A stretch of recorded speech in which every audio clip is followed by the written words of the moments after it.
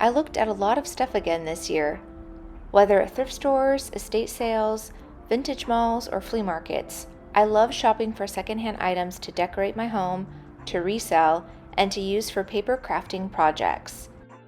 Here are my top 10 favorite finds of 2024.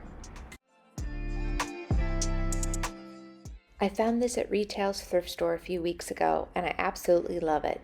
It's the perfect addition to my Icy Winter Wonderland display, which I shared in my last video. I have glass trees and other candle holders, and this just adds a different shape and texture to the collection.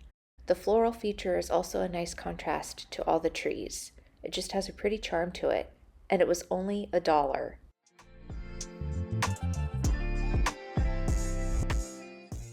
I saw this in a photo for an estate sale listing, but it wasn't my number one priority, so I was happy when I came across it after someone else set it down. I just thought it was a unique box, and I love the different wood tones. It just makes for an interesting piece to decorate a tabletop or a bookshelf with.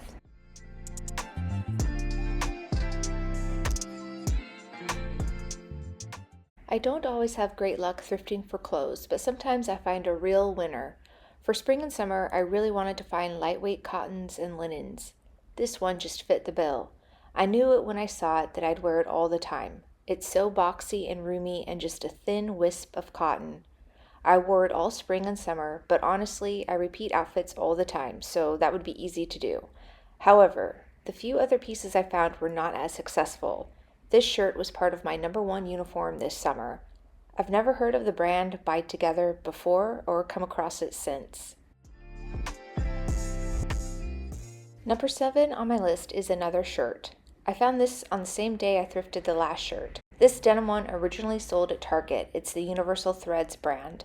I was looking for this exact thing, a heavier weight denim shirt that was a bit roomy. I also wore this a lot in the spring and summer and continued to wear it in the colder months especially. It's a year-round closet staple. This is a late inclusion on the list as I just found it a couple weeks ago at the Maisie Mays Vintage Market. I haven't had a chance yet to go through it because, as you can see, it's quite full. But okay, this is really the last scrapbook I can add to my collection. But it's a fabulous one, the stuff of scrapbook and ephemera dreams. There are great cards in here, some Christmas ones too, and I'm so excited to take a full, long tour of it all. If you like vintage scrapbooks, I have a video of my collection from last year, and we'll probably make a video for this one. Coming in at number 5, it's kind of silly how much joy these little pumpkins brought to me. I found these 7 in a bag at the thrift store, and some of them had tags on them. I think they were in the dollar section at Target originally, but I just love all the colors. I wasn't too crazy about the stems, but these are squishy and soft, and again, the colors are perfect. And then paired with these I found at the PDX Estate Marketplace, they're just the finishing touch I wanted for my autumn decor. With number 4, it really is about the little things. This might seem so random, but I stumbled upon this vintage postcard at an estate sale, in the kitchen of all places. I love and collect vintage coffee ephemera, and it's been hard to find, so when I found this in a pile of paper, I was so excited. It's just awesome. I love that this diner is called the Coffee Cup. The actual coffee cup sign is amazing, and I love photos of old diners too. This was the year of the Stoneware crocs for me, so one of them had to be on the list. It was hard to not have a few of them, but I figured that would be boring. I was really on a mission to find Stoneware crocs this year, and I found quite a few. I don't remember seeing them much before, but now I see them everywhere. And spot number 3 is the very first one I found at the first PDX Estate Marketplace event I went to, so it holds a special place on the list. I love that it has a lid, and I love the logo on it. For these larger ones, I'll just use them for decorative purposes. I'm still figuring out how to display and style them. Coming in at number 2 is this mint green Art Deco style table clock. I love this so much that I made a video about it. I went to an estate sale in the country and there were many wonderful things there, but my main priority was hunting down this clock. The color is great, I love the design, and I also love that it has the original maker stickers on it. It's by Vandor, made in Japan, 1985. I haven't futzed with the battery yet, so right now it's purely decorative. Before I share my number one favorite item, I have an honorable mention. These blue and white Williams-Sonoma cups and saucers. They're the Brasserie collection, and I featured them in a thrifting video. I'm kind of obsessed and used them a ton before I swapped in my Christmas mugs for this season. I can't wait to break these out again soon. If you've watched my videos throughout the year, you might have spied my number one favorite find in my summer thrifting recap video. But if not, you're in for a treat, I think. My number one favorite secondhand find is this amazing vintage rug I scored at an estate sale. Vintage rugs are something that I was really hoping to find in the last 2 years, and this summer I finally found this one.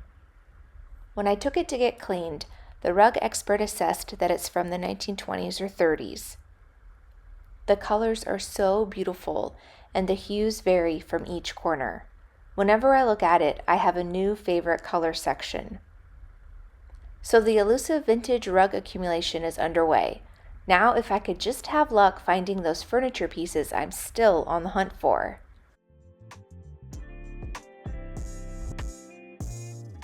Thank you so much for watching this video. If you're a regular viewer, I so appreciate the time you spend on my channel. And if you're new to my channel, I hope you stay around. Take care, and I'll see you again soon.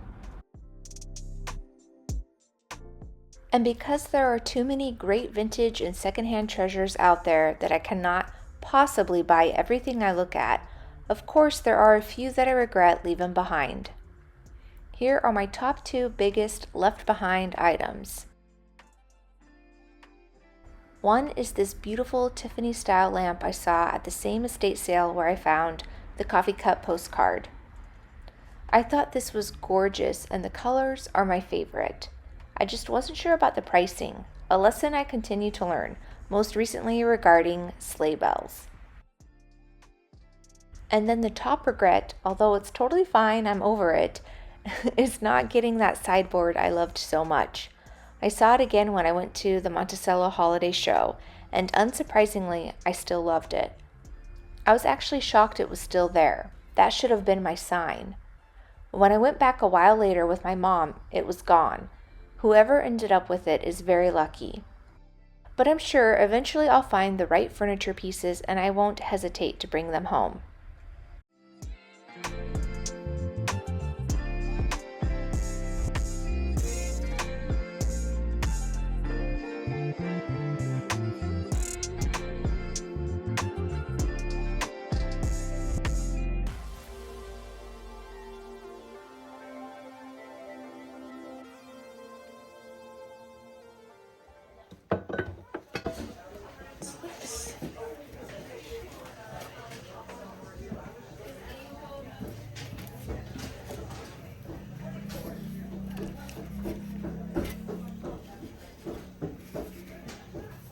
Oh my God, that's amazing.